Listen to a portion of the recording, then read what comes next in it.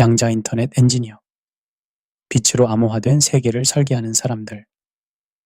안녕하세요, 청취자 여러분. 여러분이 지금 이 순간에도 수십억 개의 데이터 패킷이 여러분의 머리 위를 지나가고 있습니다. 보이지 않는 전파 속에서 은행 거래가 이루어지고 국가 기밀이 전송되며 누군가의 사랑 고백이 스마트폰을 통해 전달되고 있습니다. 하지만 이 모든 정보들이 과연 안전할까요? 현재 우리가 사용하는 암호화 시스템은 수학적 복잡성에 의존합니다. RSA 암호화의 경우 큰 수를 소인수분해야 하는데 기존 컴퓨터로는 수천 년이 걸린다는 가정에 만들어졌습니다. 그런데 양자 컴퓨터는 쇼어 알고리즘을 통해 이런 암호를 단 몇 분 만에 해독할 수 있습니다. 여기서 약간의 냉소적 관점을 덧붙이자면 우리는 수십 년간 절대 안전하다고 믿었던 시스템이 사실은 단지 현재 기술로는 뚫기 어렵다는 의미였음을 뒤늦게 깨닫고 있습니다. 마치 자물쇠가 발명되기 전까지는 문이 충분히 안전했던 것처럼 말입니다. 양자 인터넷 엔지니어는 이런 디지털 대혼란의 시대에 등장한 새로운 직업입니다. 이들은 단순히 더 복잡한 암호를 만드는 것이 아니라 아예 물리학의 법칙 자체를 보안의 기반으로 삼습니다. 하이젠베르크의 불확정성 원리와 양자, 얽힘이라는 우주의 근본 법칙을 이용해서 말입니다. 이 오디오북은 양자 인터넷 엔지니어라는 직업을 통해 우리가 어떻게 미래를 준비해야 하는지, 그리고 급변하는 기술 시대에서 어떤 사고방식을 가져야 하는지에 대한 실질적인 가이드입니다. 제1장 디지털 감옥에서 탈출하기. 현대인의 하루를 생각해 보십시오. 스마트폰 알람으로 잠에서 깨어나 SNS를 확인하고 온라인으로 뉴스를 읽으며 디지털 결제로 커피를 사고 화상회의로 업무를 합니다. 우리는 이미 디지털 세계에 완전히 의존하고 있습니다. 그런데 정보보안 전문가들이 말하는 사이버 종말론은 결코 SF 영화 속 이야기가 아닙니다. 2017년 와나크라이 랜섬웨어 공격으로 전 세계 30만 대의 컴퓨터가 감염되었고 영국의 국가 의료 서비스가 마비되었습니다. 2021년 콜로니얼 파이프라인 해킹으로 미국 동부 연료 공급이 중단되었습니다. 하지만 이런 공격들은 빙산의 일각에 불과합니다. 진짜 위협은 양자 컴퓨터가 상용화되는 순간 시작됩니다. 미국 국립표준기술연구소는 이를 Y2Q, Years to Quantum 문제라고 명명했습니다. 마치 Y2K 버그처럼 특정 시점이 되면 기존 시스템이 일순간에 무력화될 수 있다는 의미입니다. 여기서 약간의 냉소적 관점을 덧붙이자면 우리는 지금까지 보안이라는 착각 속에서 살아왔을지도 모릅니다. 개인정보를 보호한다며 복잡한 비밀번호를 만들고 이중인증을 설정하지만 결국 이 모든 것들이 수학적 복잡성이라는 모래성이에 지어진 것이었습니다. 양자 인터넷 엔지니어들이 추구하는 것은 근본적으로 다릅니다. 이들은 정보이론적 보안을 구현합니다. 이는 공격자가 무한한 계산 능력을 가져도 뚫을 수 없는 보안을 의미합니다. 마치 물리학의 법칙으로 문을 잠그는 것과 같습니다. 양자키 분배 프로토콜의 핵심은 단순하면서도 놀랍습니다. 두 사람이 광자를 이용해 정보를 주고받을 때 만약 누군가 중간에서 이를 엿뜯으려고 하면 광자의 양자 상태가 변하게 됩니다. 이는 하이젠베르크의 불확정성 원리에 의한 것으로 관측 행위 자체가 시스템을 교란시키기 때문입니다. 현실적으로 이 분야에 진입하려면 어떤 준비가 필요할까요? 우선 양자역학에 대한 기본 이해가 필요합니다. 하지만 이는 단순히 수식을 외우는 것이 아니라 양자세계의 반직관적 논리를 받아들이는 능력을 의미합니다. 전자가 동시에 여러 곳에 존재할 수 있고 멀리 떨어진 입자들이 순간적으로 영향을 주고받을 수 있다는 현실을 인정하는 것부터 시작해야 합니다. 또한 광공학과 레이저, 물리학에 대한 지식이 필요합니다. 양자 정보는 주로 광자를 통해 전달되기 때문입니다. 프로그래밍 능력도 중요한데 특히 파이썬과 키스킷 같은 양자 프로그래밍 도구를 다룰 수 있어야 합니다. 제2장 양자역학이 가르쳐주는 인생의 법칙. 양자역학은 20세기 물리학의 가장 혁명적인 발견입니다. 하지만 이 이론이 우리에게 가르쳐주는 것은 단순히 미시세계의 현상이 아닙니다. 양자역학의 원리들은 우리가 살아가는 방식에 대해서도 깊은 통찰을 제공합니다. 먼저 중첩의 원리를 생각해 보십시오. 양자 시스템에서 입자는 관측되기 전까지 모든 가능한 상태에 동시에 존재합니다. 이는 우리 인생에서도 마찬가지입니다. 어떤 결정을 내리기 전까지 우리는 모든 가능성을 동시에 품고 있습니다. 전통적인 사고방식은 이분법적입니다.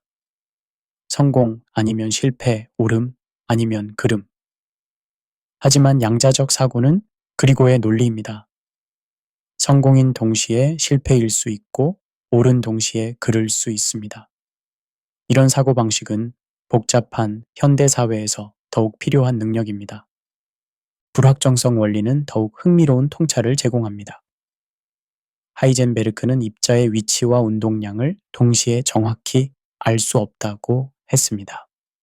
이를 인생에 적용하면 우리는 현재 위치를 정확히 파악하거나 미래 방향을 명확히 할 수 있지만 둘 다 동시에 완벽하게 알 수는 없다는 의미입니다.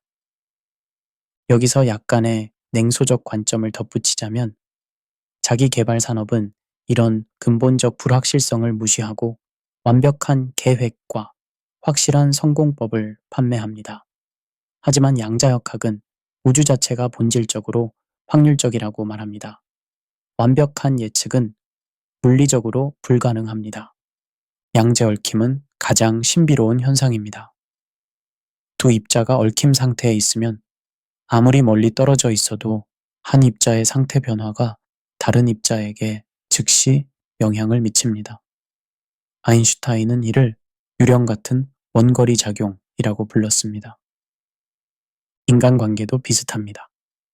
진정한 소통이 이루어진 사람들 사이에는 물리적 거리와 상관없이 감정적, 지적 연결이 유지됩니다. 양자 인터넷 엔지니어들이 구축하는 네트워크도 이런 원리를 활용합니다. 양자 측정의 개념도 중요합니다. 양자 시스템은 관측되는 순간 특정 상태로 붕괴됩니다. 이는 우리가 어떤 관점으로 현실을 바라보느냐에 따라 실제로 다른 현실이 나타날 수 있음을 의미합니다. 양자 인터넷 엔지니어가 되려는 사람들은 이런 양자적 사고방식을 체화해야 합니다. 기존의 확정적, 이분법적 사고에서 벗어나 확률적, 중첩적 사고를 할 수 있어야 합니다.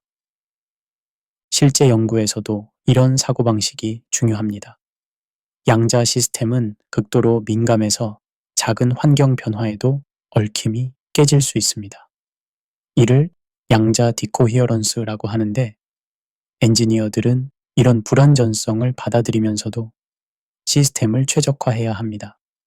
철학적으로 보면 양자역학은 객관적 현실에 대한 우리의 믿음을 흔듭니다.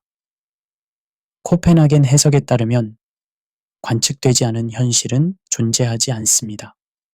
다중우주 이론은 모든 가능성이 동시에 실현된다고 주장합니다. 이런 깊은 철학적 질문들과 씨름하는 것도 양자 인터넷 엔지니어의 일상입니다. 제3장 빛의 속도로 변화하는 세상에서 살아남기. 우리는 문자 그대로 빛의 속도로 변화하는 시대에 살고 있습니다. 정보가 광섬유를 통해 초당 30만 킬로미터로 전달되고 인공지능은 인간이 수십 년 걸려 학습할 내용을 몇 시간 만에 마스터합니다. 이런 환경에서 어떻게 살아남을 수 있을까요? 먼저 지속적 학습의 중요성을 이해해야 합니다. 양자 인터넷 엔지니어들이 다루는 기술은 매년 아니 매월 급격히 발전합니다.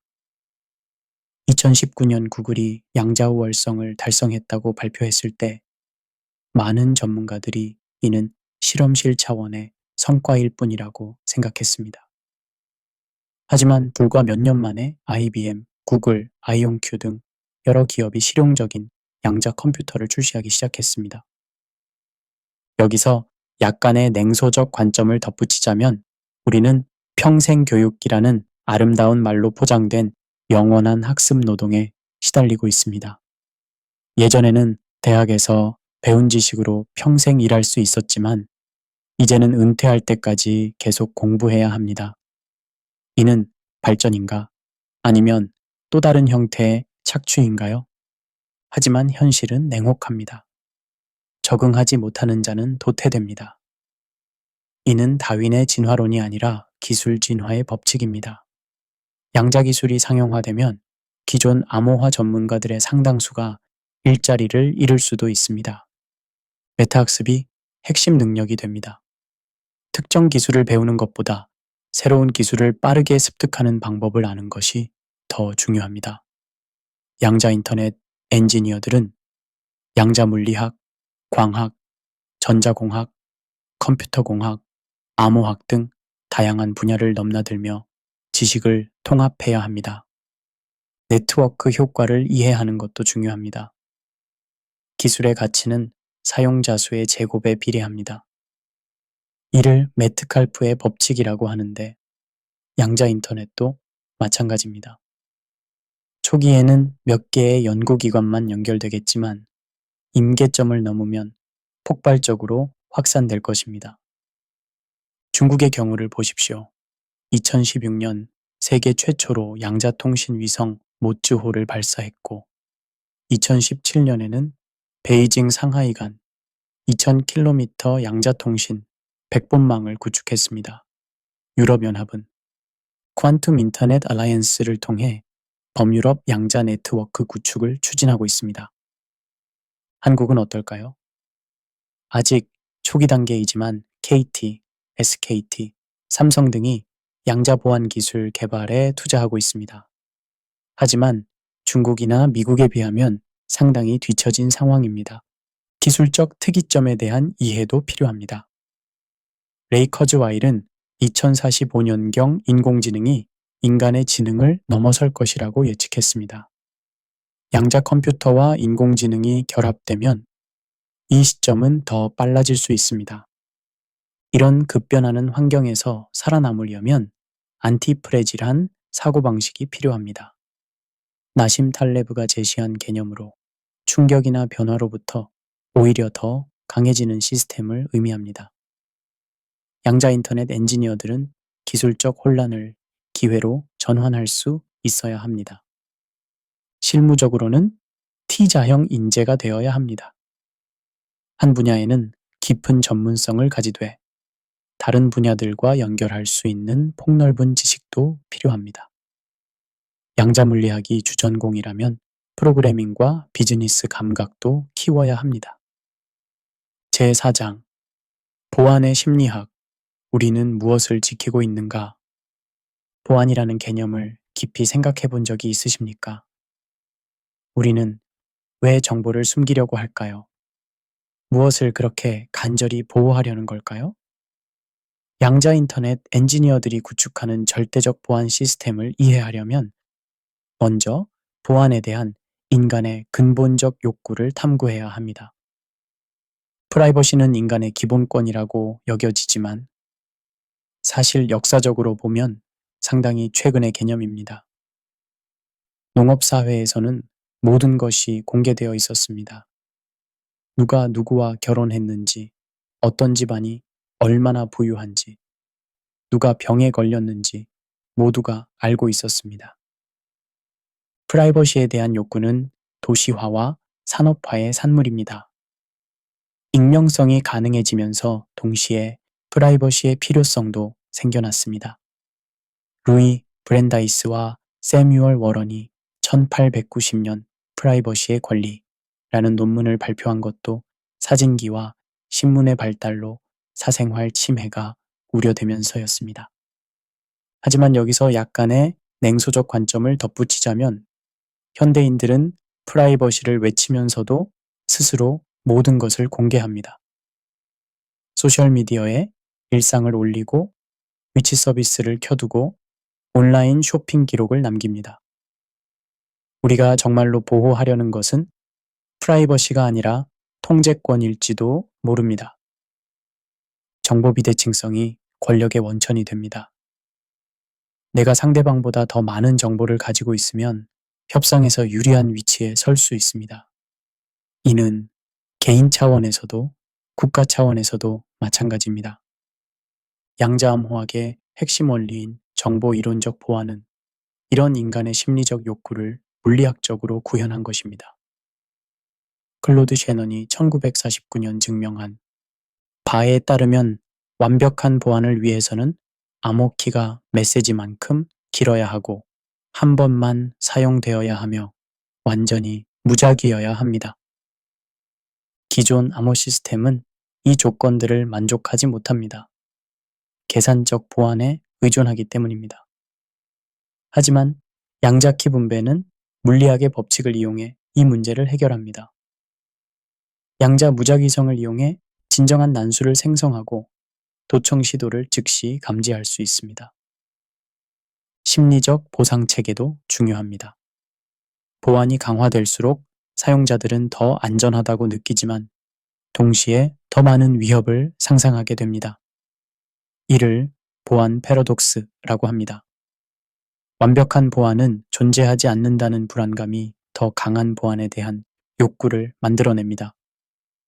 양자 인터넷 엔지니어들은 이런 심리적 측면도 고려해야 합니다. 기술적으로는 완벽한 시스템을 만들 수 있지만 사용자가 이를 이해하고 신뢰할 수 있도록 해야 합니다. 집단 대비 개인의 딜레마도 있습니다. 개인의 프라이버시와 사회의 안전 사이에는 종종 충돌이 발생합니다. 테러 방지를 위한 감시와 개인정보 보호 사이에 균형점을 찾는 것은 쉽지 않습니다. 국가 차원에서 보면 사이버 주권에 문제가 있습니다. 각국은 자국의 데이터가 해외로 유출되는 것을 막으려고 합니다. 중국의 만리방화벽, 러시아의 인터넷 주권법, 유럽의 GDPR 등이 그 예입니다. 양자 인터넷은 이런 복잡한 지정학적 상황에서 새로운 변수가 될 것입니다. 양자 얽힘은 국경을 무시하지만 양자 인프라는 물리적 장비에 의존합니다. 누가 양자 네트워크를 통제하느냐에 따라 정보의 흐름이 결정될 것입니다. 개인적 차원에서는 디지털 최소주의를 실천하는 것이 좋습니다. 정말 필요한 정보만 공유하고 불필요한 계정은 삭제하며 정기적으로 개인정보를 점검해야 합니다. 양자 시대가 오더라도 기본적인 보안 의식은 여전히 중요합니다. 제5장 네트워크 효과와 인간관계의 양자 얽힘. 인간은 본질적으로 네트워크 동물입니다. 우리의 뇌 자체가 거대한 신경망이고 사회도 복잡한 관계망으로 이루어져 있습니다. 양자 인터넷이 가져올 변화를 이해하려면 먼저 네트워크가 어떻게 작동하는지 알아야 합니다. 메트칼프의 법칙에 따르면 네트워크의 가치는 사용자 수의 제곱에 비례합니다. 전화가 처음 발명되었을 때는 별로 유용하지 않았습니다. 전화를 가진 사람이 거의 없었기 때문입니다. 하지만 더 많은 사람이 전화를 사용하기 시작하면서 그 가치가 기하급수적으로 증가했습니다. 인터넷도 마찬가지였습니다.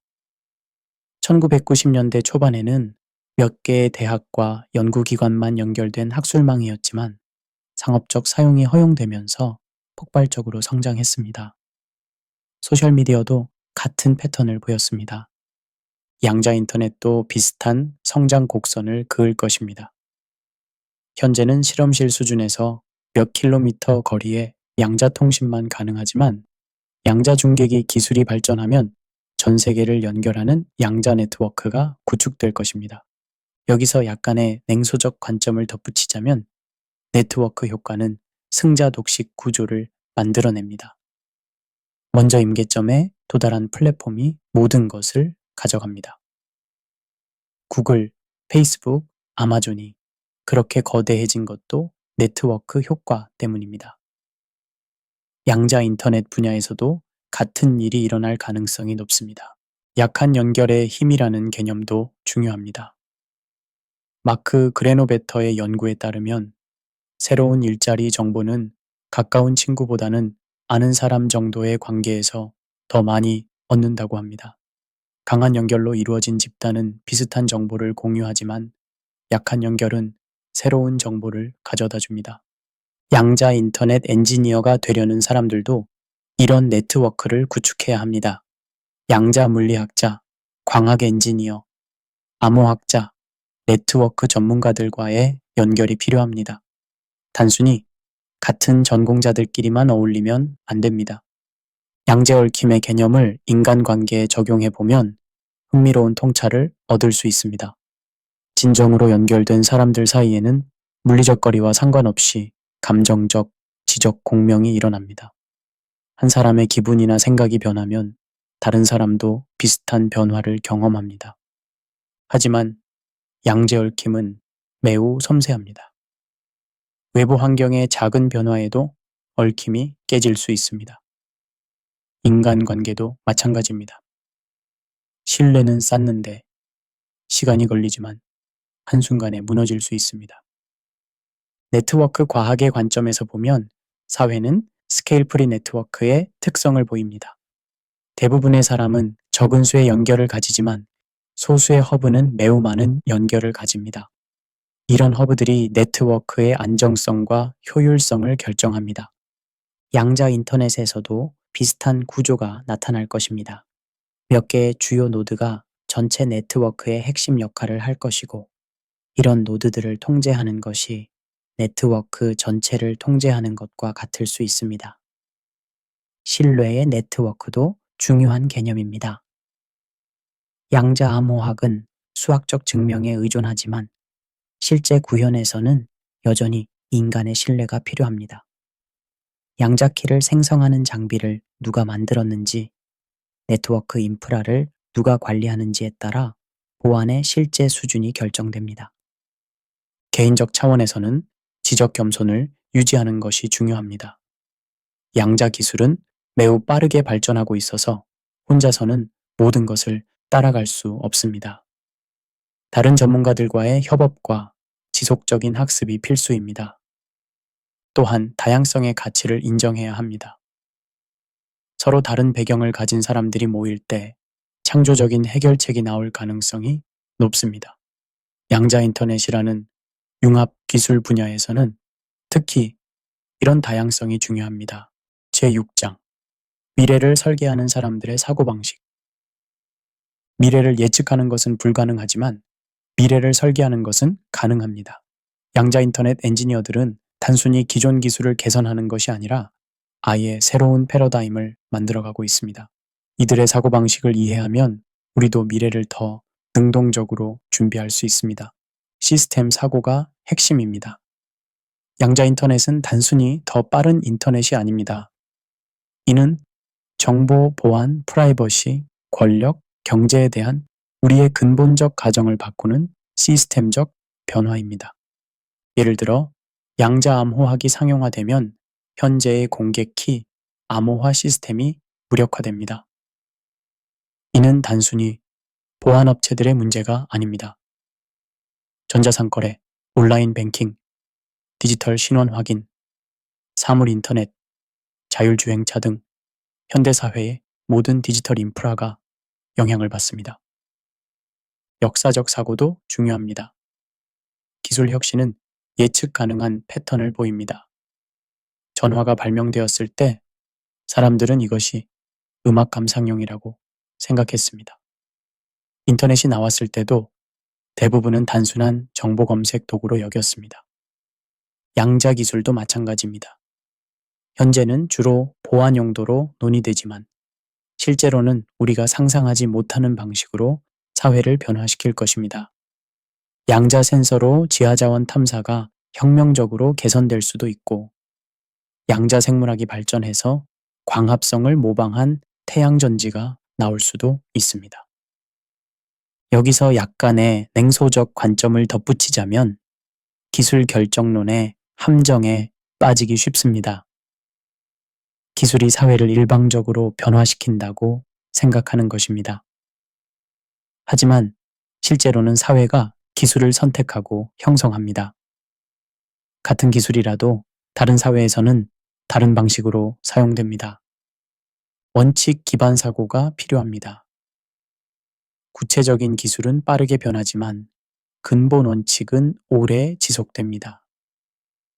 양자역학의 기본 원리들은 100년 전에 발견되었지만 지금도 유효합니다. 정보이론의 기본 법칙들도 마찬가지입니다. 양자 인터넷 엔지니어들이 따르는 핵심 원칙들은 다음과 같습니다. 1. 노클로닝 정리. 양자 정보는 복제할 수 없다. 2. 불확정성 원리. 완벽한 정보는 존재하지 않는다. 3. 얽힘. 진정한 연결은 거리를 초월한다. 그리고 4. 측정의 역할. 관찰 행위가 현실을 변화시킨다. 이런 원칙들은 기술적 설계뿐만 아니라 인생 철학으로도 적용할 수 있습니다. 확률적 사고도 중요합니다. 양자 세계는 본질적으로 확률적입니다. 100% 확실한 것은 없고 모든 것이 확률의 문제입니다. 이는 전통적인 공학적 사고와는 다릅니다. 기존 엔지니어링은 결정론적입니다. 입력이 주어지면 출력이 정확히 결정됩니다. 하지만 양자 엔지니어링은 확률적입니다. 같은 입력이라도 다른 출력이 나올 수 있고 이를 통계적으로 관리해야 합니다. 장기적 사고도 필수입니다. 양자 기술의 연구 개발은 보통 10에서 20년 이상의 장기 프로젝트입니다. 단기적 성과에 급급하면 안 됩니다. 기초 연구에 대한 끈기와 인내가 필요합니다. 하지만 동시에 적응적 사고도 필요합니다. 계획대로 되지 않을 때 빠르게 방향을 바꿀 수 있어야 합니다. 실패를 학습의 기회로 보는 마인드셋이 중요합니다. 윤리적 사고도 빼놓을 수 없습니다. 양자 기술은 강력한 만큼 위험하기도 합니다. 절대적 보완이 가능해지면 범죄자들도 이를 악용할 수 있습니다. 기술 개발과 동시에 사회적 합의도 필요합니다. 개인적으로는 복합적 전문성을 키워야 합니다. T자형 인재를 넘어서 파이형 인재가 되어야 합니다. 즉, 2개 이상의 전문 분야를 가지고 이들을 연결할 수 있는 능력이 필요합니다. 제7장 기술적 특이점과 인간의 존재 가치. 우리는 인류 역사상 가장 특별한 시점에 살고 있습니다. 인공지능, 양자 컴퓨터, 생명공학, 나노기술이 동시에 발전하면서 기술적 특이점이 다가오고 있습니다. 이 시점에서 인간 의존자의 가치는 무엇일까요? 레이 커즈와일은 2045년경 인공지능이 인간의 지능을 넘어설 것이라고 예측했습니다. 하지만 양자 컴퓨터가 가세하면 이 시점은 더 빨라질 수 있습니다. 양자기계 학습은 기존 인공지능의 한계를 뛰어넘을 수 있기 때문입니다. 이미 체스, 바둑, 스타크래프트에서 AI가 인간을 넘어섰습니다. 의료 진단, 법률 검토, 금융 분석 등 전문적 영역에서도 AI의 성능이 인간을 추월하고 있습니다. 그렇다면 인간만이 할 수 있는 일은 무엇일까요? 창의성이 인간의 마지막 보루라고 여겨졌지만 GPT-3, DALL-E, 미디조인이 같은 AI가 놀라운 창작물을 만들어내고 있습니다. 감정과 공감이 인간 고유의 영역이라고 생각했지만 챗봇들이 인간보다 더 세심한 상담을 하기도 합니다. 여기서 약간의 냉소적 관점을 덧붙이자면 우리는 계속해서 인간 중심주의적 편견에 사로잡혀 있습니다. 인간이 특별하다고 믿고 싶어 하지만 과학적으로 보면 인간도 우주 진화의 한 단계일 뿐입니다. 다윈의 진화론이 인간을 동물과 같은 선상에 놓았다면 양자역학과 인공지능은 인간의 의식과 지능마저 특별하지 않을 수 있음을 시사합니다. 의식은 복잡한 정보 처리 과정의 부산물일 수 있고 지능은 계산의 한 형태일 수 있습니다. 그렇다면 인간의 존재 의미는 무엇일까요? 몇 가지 관점을 살펴보겠습니다. 첫째, 의미 창조자로서의 인간입니다. 유발 하라리는 인간이 스토리텔링 동물이라고 했습니다. 객관적 현실을 주관적 의미로 변환하는 능력이 인간의 고유 특성일 수 있습니다. AI는 패턴을 찾고 예측할 수 있지만 왜 그것이 중요한지에 대한 가치 판단은 여전히 인간의 영역입니다. 둘째, 관계의 주체로서의 인간입니다. 기술이 아무리 발달해도 인간 사이의 관계는 여전히 중요합니다. 사랑, 우정, 신뢰는 단순한 화학 반응이 아니라 복잡한 상호작용의 결과입니다. 셋째, 윤리적 판단자로서의 인간입니다. 기술은 도구일 뿐이고 이를 어떻게 사용할지는 인간이 결정해야 합니다. 양자 컴퓨터로 암호를 해독할 수는 있지만 그것이 정당한지는 다른 문제입니다. 양자 인터넷 엔지니어의 역할도 이런 맥락에서 이해해야 합니다. 이들은 단순히 기술을 개발하는 것이 아니라 미래 사회의 기반 구조를 설계하고 있습니다. 어떤 세상을 만들지에 대한 비전과 책임감이 필요합니다. 포스트 휴먼 시대에 대한 준비도 필요합니다. 뇌 컴퓨터 인터페이스, 유전자 편집, 수명 연장 기술이 발전하면서 인간의 정의 자체가 바뀔 수 있습니다. 생물학적 인간과 인공지능이 융합된 새로운 존재가 나타날 수도 있습니다. 이런 변화에 대응하려면 지속적인 자기 개발이 필요합니다. 하지만 이는 단순히 새로운 기술을 배우는 것이 아니라 자신만의 고유한 가치를 발견하고 개발하는 것입니다. 철학적 사고도 중요해집니다. 기술이 복잡해질수록 근본적인 질문들이 더 중요해집니다. 우리는 왜 존재하는가? 좋은 삶이란 무엇인가? 진정한 행복은 어디서 찾을 수 있는가? 양자역학의 관찰자 효과는 흥미로운 철학적 통찰을 제공합니다. 물리적 현실조차 관찰자에 의해 영향을 받는다면 인간의 의식과 관찰 능력은 우주에서 특별한 역할을 하는 것일 수도 있습니다. 실무적으로는 인간 AI 협업이 핵심이 될 것입니다. AI를 적이 아니라 파트너로 받아들이고 각각의 장점을 살리는 방향으로 발전해야 합니다. 양자 인터넷 엔지니어들도 AI 도구를 활용해서 더 복잡한 시스템을 설계할 수 있을 것입니다. 제8장 양자 시대의 윤리와 철학. 기술의 발전은 항상 새로운 윤리적 딜레마를 만들어냅니다. 양자 기술도 예외가 아닙니다. 절대적 보안이 가능해지면 개인의 프라이버시는 완벽하게 보호될 수 있지만 동시에 범죄 수사나 국가 안보에는 문제가 될 수 있습니다. 이런 복잡한 윤리적 문제들을 어떻게 해결해야 할까요?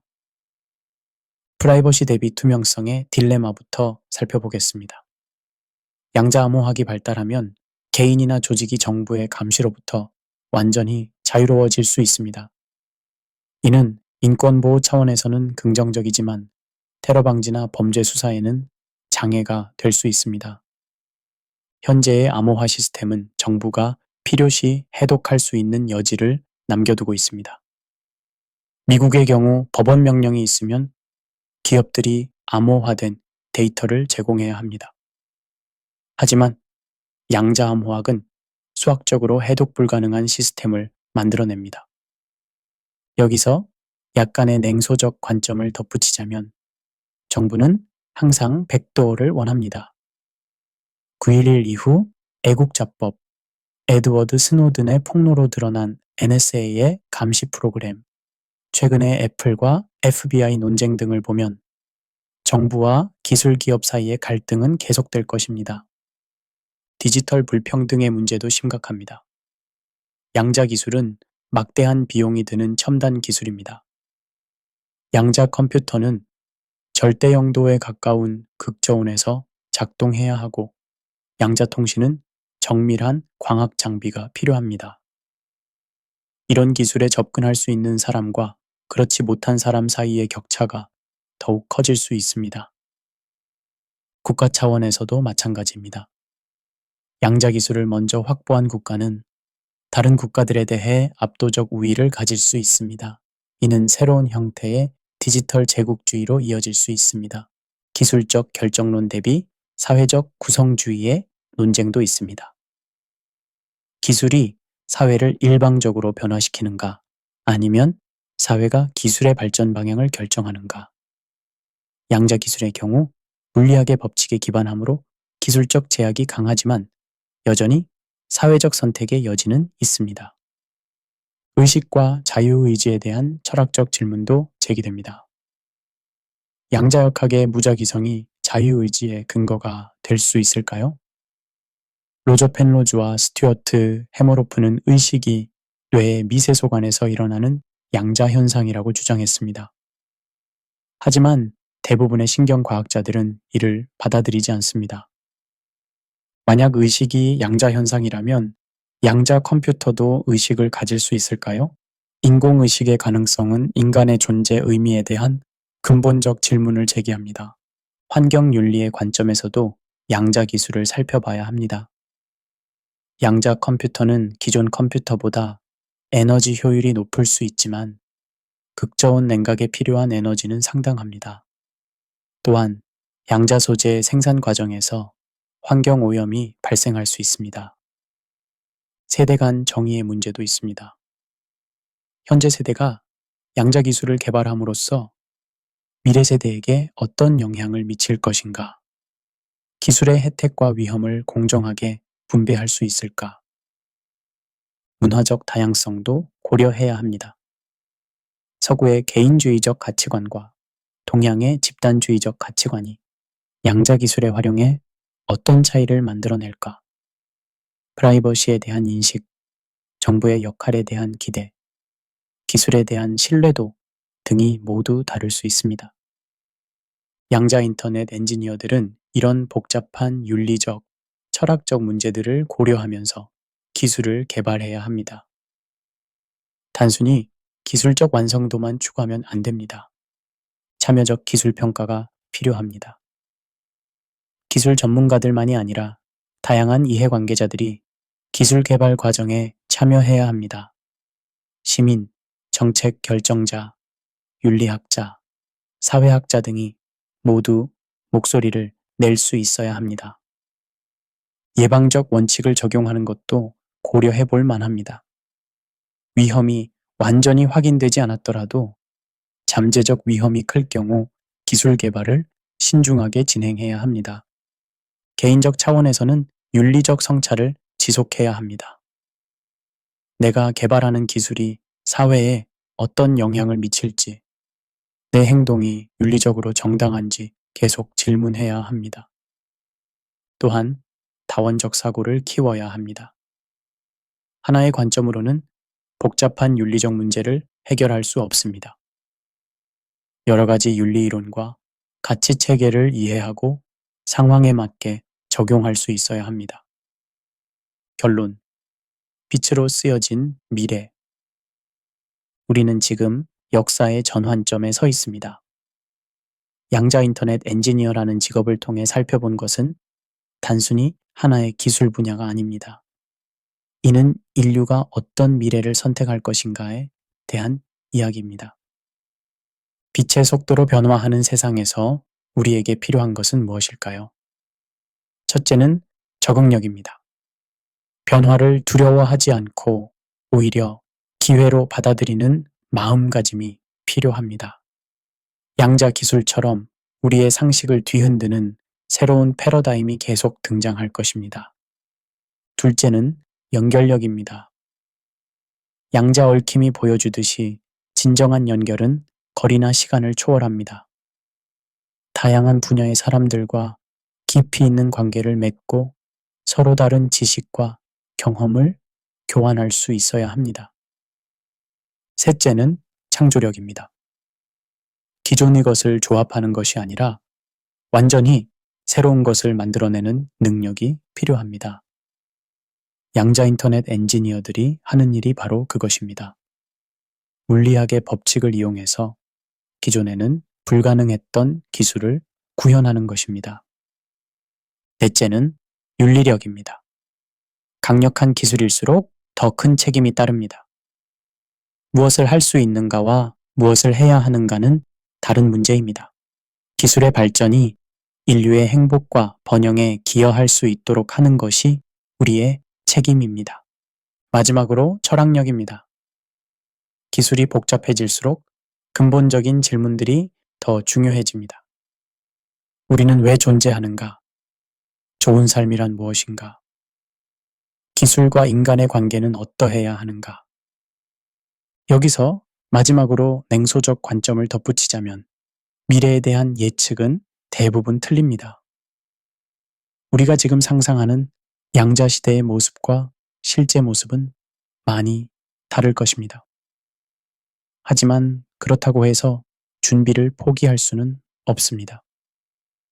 불확실한 미래에 대비하는 최선의 방법은 변화에 대응할 수 있는 근본적 능력을 기르는 것입니다. 양자 인터넷 엔지니어라는 직업이 여러분에게 직접적으로 해당되지 않을 수도 있습니다.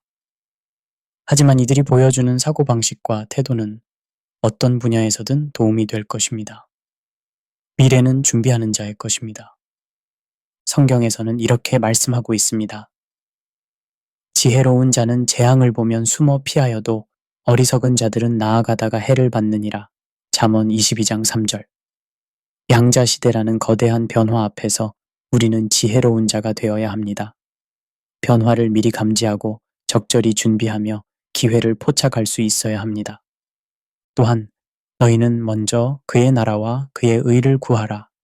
그리하면 이 모든 것을 너희에게 더하시리라. 라는 마태복음 6장 33절의 말씀처럼 기술적 발전만을 추구하는 것이 아니라 더 큰 목적과 가치를 찾아야 합니다.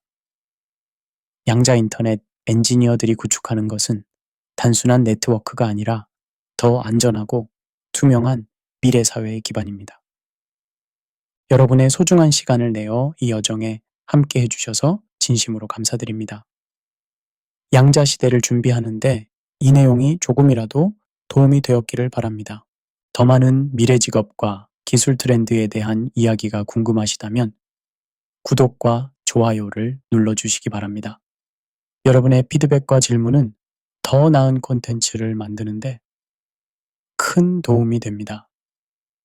빛으로 쓰여진 미래에서 여러분 모두가 주인공이 되시기를 바랍니다. 감사합니다.